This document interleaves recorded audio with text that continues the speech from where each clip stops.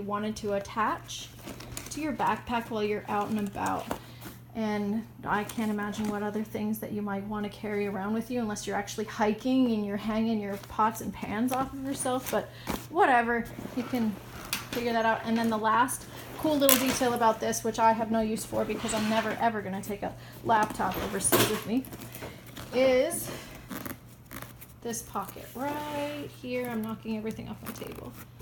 This pocket right here where you can slide your laptop. It is padded and it has a sling in it. This thing is called a sling. You slide your laptop in there, and the sling keeps the laptop after you've clipped it in here. There it is. After you've clipped it in, it keeps the laptop from hitting the bottom of the bag, so that if you were to set this down you know, on the floor, you're not going to crack your laptop or damage it in any way. So that is it. That is the eBags Motherload Convertible Junior. I missed a few words on that title, but it's pretty long. The only things that I would change on this, or things that I have heard complaints or read complaints about, number one, they say the waist strap is not very sturdy, that they could use a little more padding or something. That would be if you're backpacking with this. I'm not backpacking with it. It is really my suitcase. So that's not a concern for me. I would like to have a mesh water bottle on the outside. I don't need it to zip away necessarily. That would be nice to have something a little more. And then the logo is kind of tacky, but that's, you know, that's life. It's okay. There's the logo. I like the green one better than my black one, although the black goes with everything. Now, if you stopped watching a long time ago, that's okay. This is for the benefit of people who have asked for the comparison. So if you're interested, then go ahead and keep on watching. Here's my old eBags. This is not a Motherload. It is just, okay, a convertible. I don't even know what the full name of it was, but it's the convertible weekender, and it's a little bit taller. It's a 22-inch when it's all said and done. So if I zip up the other one and put it right beside it, which I can do in a separate video, I'm just trying to add it in because I need my hands to zip that all up now. But you can see this bag is 2.5 inches longer. Whoops, that's all my information. Okay, I can fit my Kindle in here. I can fit a lot of stuff in this top pocket, but I like things to stay flat, so I probably wouldn't do that. You can hang anything you want off of this because there's rings everywhere. If you open up this top compartment,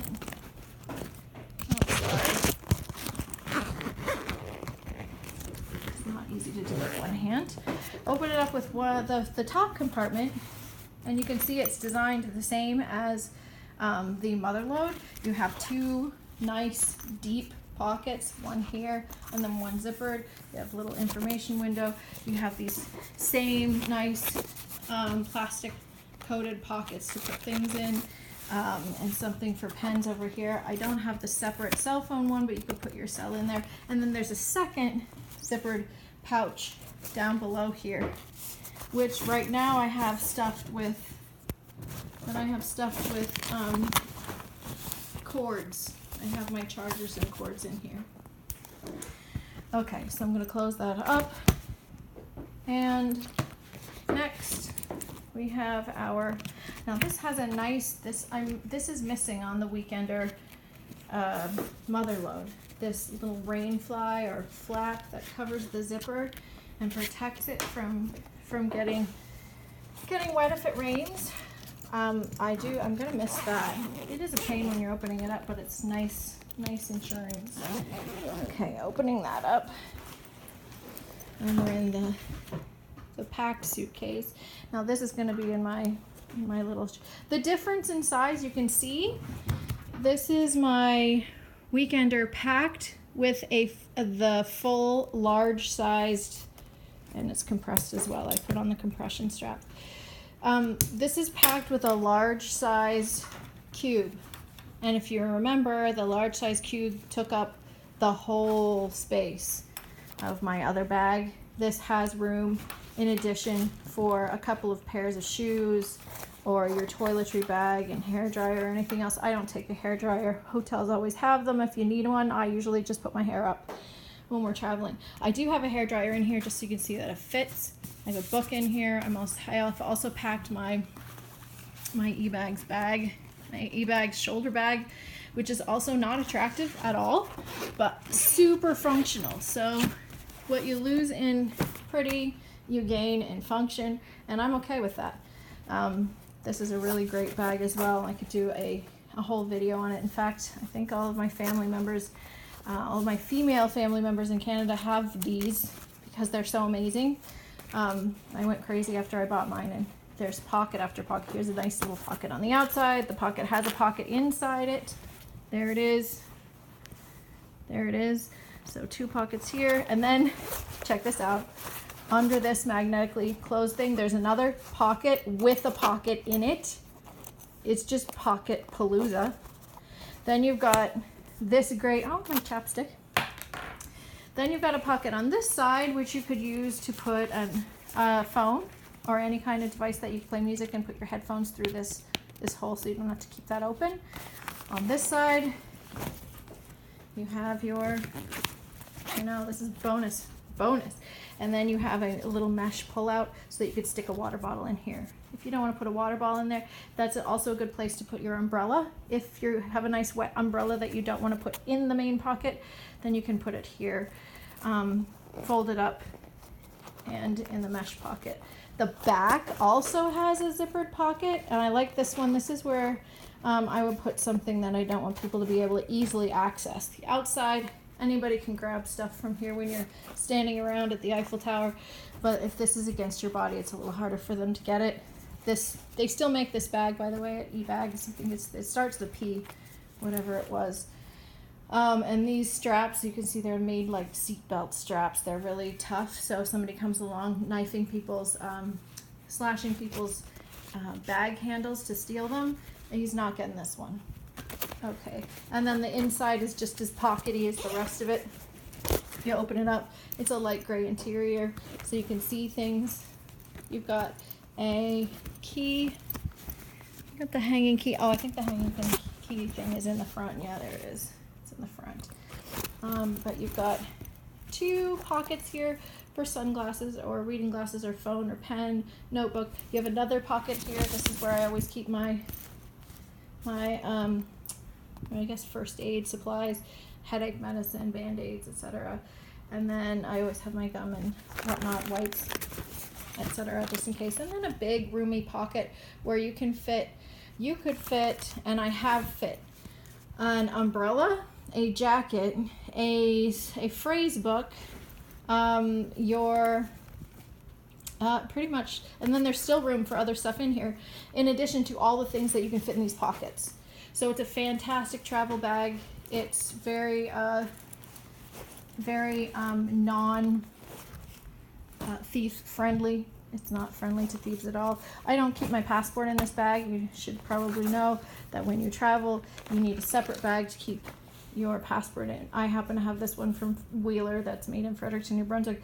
I've used this for many, many years, and I keep this inside my shirt. This little strap goes around your neck. You could tie it around your waist if you wanted to, and then you keep your passport in a pocket. You keep your credit card or debit card in this pocket, and you can put money in there as well, so that you have your day's worth of money in your purse or in your pockets, but you have your important documents on your person under your clothing where they can't be stolen in something else. That's an important tip. And that's pretty much it. The only difference between this bag and the other bag, well, the other bag has a lot more features because it is the mother load after all. This bag doesn't have quite as many features, but it's got more space. So if you're looking for more space within the 45 linear inch guideline, then you want this. Or the mother, this one has its mother is the mother load. This is the mother load junior. The mother load Senior, just the mother load, has everything that you see on this bag, exactly the same. It only has the extra 2.5 inches of space in the end, which will really give you, if you're really tight or if you're a girly girl, you're going to want that room for shoes or I